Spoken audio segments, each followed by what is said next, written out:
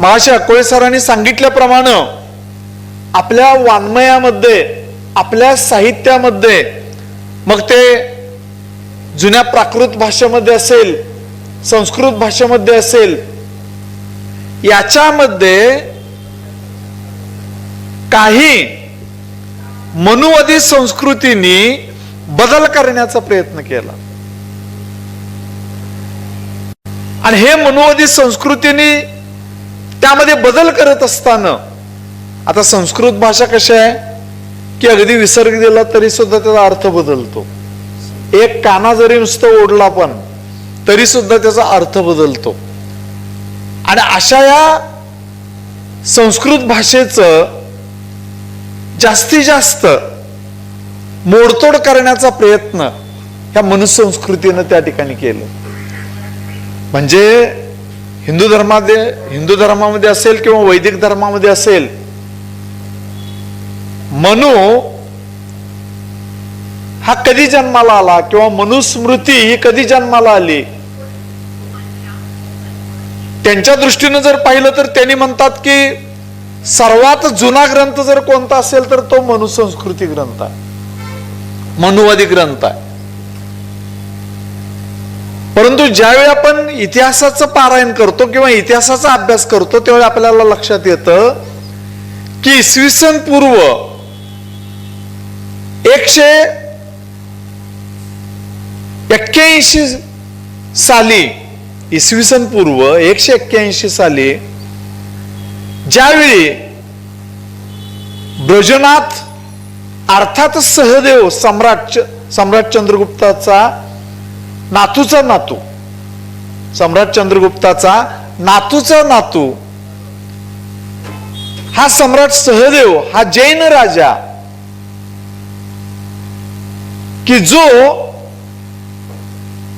पुष्यमित्र शुंग नावाच्या एका ब्राह्मणाला सेनापती म्हणून त्यानं नेमलेलं होतं. आणि ज्यावेळी एक दिवस संपूर्ण सैनिकांचं अवलोकन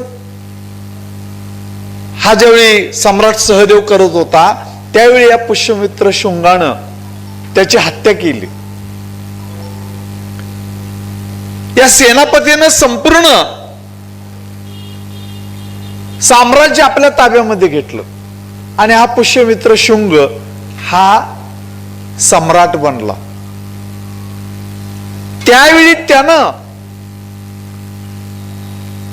आचार्य भृगु आणि याज्ञवल्क्य यांच्या माध्यमातून पहिल्यांदा मनुचा ग्रंथ लिहायला चालू केलं आणि संपूर्ण जैन तत्वज्ञान पुसून काढण्याचा प्रयत्न त्या काळामध्ये झालेला.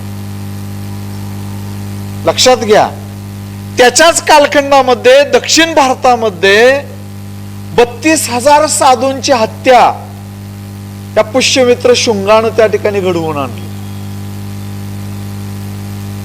आणि हे आपल्याला जैन लिटरेचर इन तमिळ मध्ये आपल्याला त्या ठिकाणी आढळून येतं, कारण अशा प्रकारचे शिलालेख आपल्याला दक्षिण भारतामध्ये दिसून येतात आणि त्या दक्षिण भारताच्या त्या शिलालेखावर याचा स्पष्ट उल्लेख त्या ठिकाणी करण्यात आलेला. सांगायची भूमिका ही आहे की त्या काळामध्ये आपलं मराठी साहित्य जे अगदी त्याची सुरुवात होत होती, म्हणजे आपण ज्यावेळी या मराठी भाषेच्या उगमाचा अभ्यास ज्यावेळी करतो त्यावेळी आपल्याला लक्षात येतं की ही मराठी भाषेची सुरुवात अशा कालखंडामध्ये झाली होती की ज्यावेळी पुष्यमित्र शुंग या संपूर्ण देशाचा सम्राट बनलेला होता, की ज्यानं 400 वर्षामध्ये मनुग्रंथ मनुस्मृती म्हणून त्या ठिकाणी समोर आणली. आणि या मनुस्मृतीच्या माध्यमातून मग ते स्त्रियांच्यावर विविध प्रकारची बंधनं असतील किंवा समाजामध्ये जे जे काही बंधनं लादायची होती ती बंधनं त्या मनुस्मृतीच्या माध्यमातून घालण्याचा प्रयत्न या पुष्यमित्र शुंगानं त्या ठिकाणी पहिल्यांदा केलेला.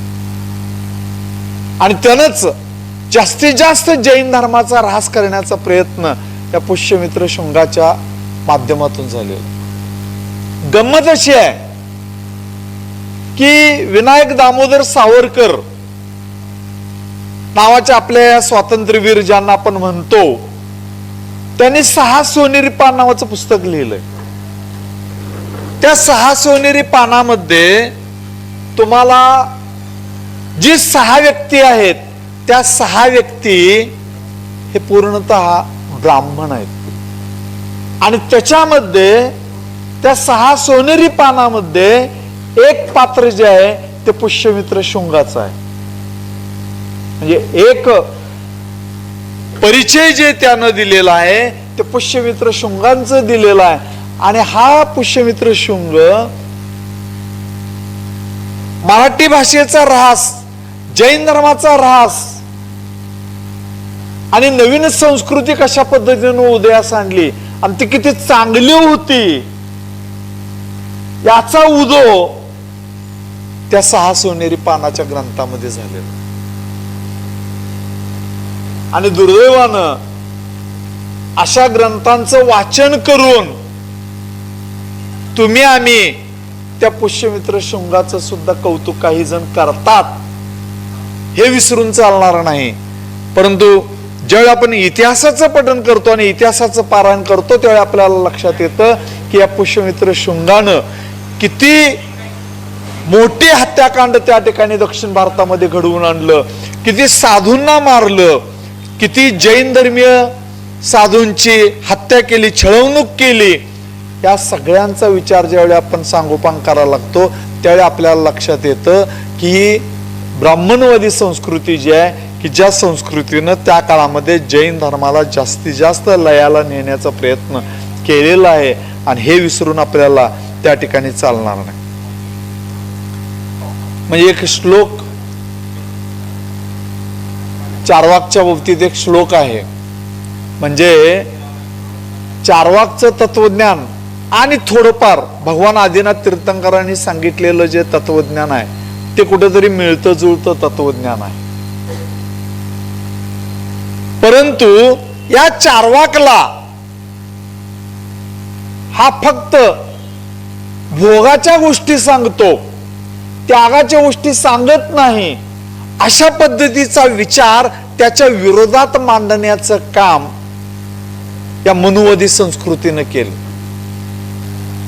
आणि हे करत असताना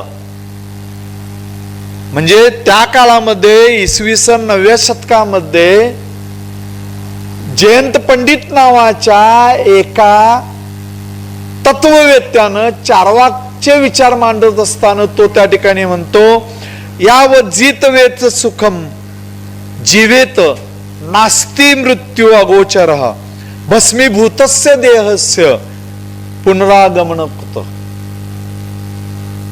या श्लोकामध्ये माधवाचार्यानं 14व्या शतकात बदल केला. म्हणजे 500 वर्षानंतर हा बदल काय केला?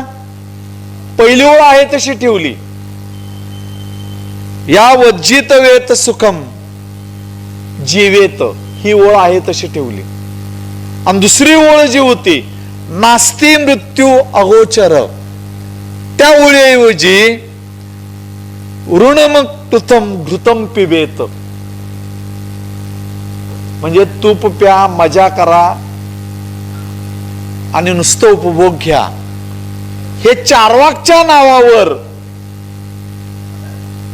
खपवण्याचा प्रयत्न या माधवाचार्यानं केला.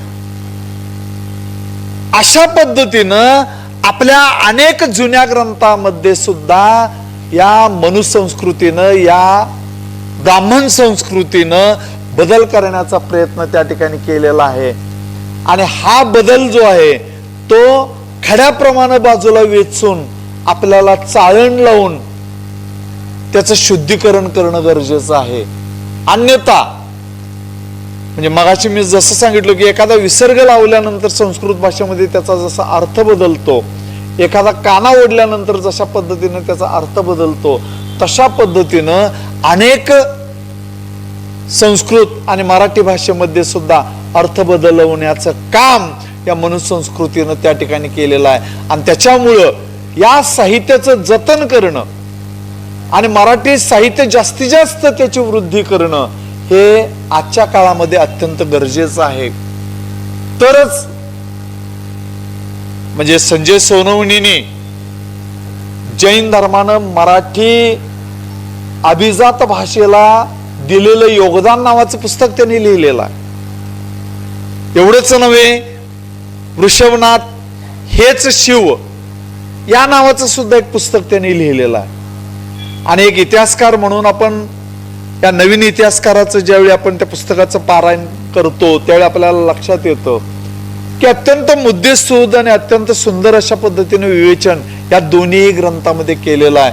आणि म्हणून आपल्याला याची जाणीव होते की जैन धर्मानं अपभ्रंश होत होत मराठी भाषा जशी वृद्धी होत गेली आणि आज आपण मराठी भाषा त्या ठिकाणी बोलतो, या सगळ्या गोष्टींचा ज्यावेळी आपण विचार करायला लागतो त्यावेळी आपल्याला लक्षात येतं की ही मराठी भाषा आज जी अभिजात भाषा म्हणून त्या ठिकाणी आपण ओळखतो त्याला जैनांचं प्रचंड मोठं योगदान त्या ठिकाणी लाभलेलं आहे, हे विसरून आपल्याला चालणार नाही. आर्य बंधून उठा उठा का मठासारखे नटा साधा, हटा सोडून कटा करूया मुलेंच्या पटांना करू कदा, काश्मीराच्या छटा त्या जुनी अल्पाकाला का भुलता, मलमल चित्ती बलबल चित्ती हलहलके पटकावरिता. अशी मराठी भाषा जैन बांधवांनी, जैन साहित्यिकांनी, जैन लेखकांनी वाढवण्याचं काम केलं, वृद्धी करण्याचं काम केलं. आणि हे अशाच पद्धतीचं योगदान जैन साहित्यिकांनी त्या ठिकाणी दिलं पाहिजे. काल प्राध्यापक अजित मगदुम सरांशी ज्यावेळी चर्चा झाली त्यावेळी माझ्या लक्षात आलं की शांतीनाथ देसाई सरांचं त्यांनी जे कन्नड पुस्तक जे आहे की जे इंग्रजीमध्ये झाल्यानंतर त्याचं मराठीमध्ये त्यांनी अनुवाद केलं, म्हणजे ओम नमो अरिहंता नम असंच काहीतरी नाव आहे ना सर, ओम नमो. तर या ग्रंथाचा मराठीमध्ये जे त्यांनी अनुवाद केला आणि शिवाजी विद्यापीठासारख्या एका चांगल्या युनिव्हर्सिटीमध्ये MA विद्यार्थ्यांना अभ्यासासाठी तो ग्रंथ ज्यावेळी लावला जातो, अशा या अनेक इंग्रजीमध्ये असतील किंवा विविध भाषेमध्ये असतील की ज्या ग्रंथांचं मराठीमध्ये रूपांतर होऊन ते आपल्यापर्यंत पोहोचवणं हे अत्यंत गरजेचं आहे. म्हणजे मी ज्यावेळी हे ग्रंथ ज्यावेळी वाचत होतो, द ल्युमिनस लाईफ ऑफ भगवान महावीर, श्याम दोआ यांचा ग्रंथ ज्यावेळी वाचत होतो त्यावेळी मला ते भगवान महावीरांचं चरित्र जे आहे ते एवढं सुंदर वाटलं. परंतु अशा पद्धतीचे हे जे ग्रंथ आहेत हे मराठीमध्ये काय येत नाहीत, किंवा जैन लिटरेचर इन तामिळ हे ज्यावेळी AR चक्रवर्ती यांनी लिहिलेलं ग्रंथ जे आहे हे मराठीमध्ये काय येत नाही. कारण अशा ग्रंथाच्या माध्यमातून आपल्याला ज्ञानाचे विविध स्तर जे आहेत ते आपल्याला त्या ठिकाणी लक्षात येतात, पाहायला मिळतात. आणि म्हणून असे हे ग्रंथ मराठी भाषेमध्ये उपलब्ध करून देणं हे आजच्या साहित्यिकांचं कर्तव्य आहे. आणि मला वाटतं आजच्या या घडीला जे प्राचीन जैन साहित्य एक चर्चा, अर्वाचीन आणि प्रागतिक विचार या माध्यमातून जे अकोळे सरांनी आपले विचार या ठिकाणी मांडले, मी सुद्धा मला जेवढं माहिती आहे त्या विचारानं मी या ठिकाणी माझे विचार मांडण्याचा या ठिकाणी प्रयत्न केलोय. आणि या ठिकाणी या सगळ्या सांगोपांग गोष्टीचा विचार व्यक्त करून मी माझं मनोगत या ठिकाणी थांबवतो. जय हिंद.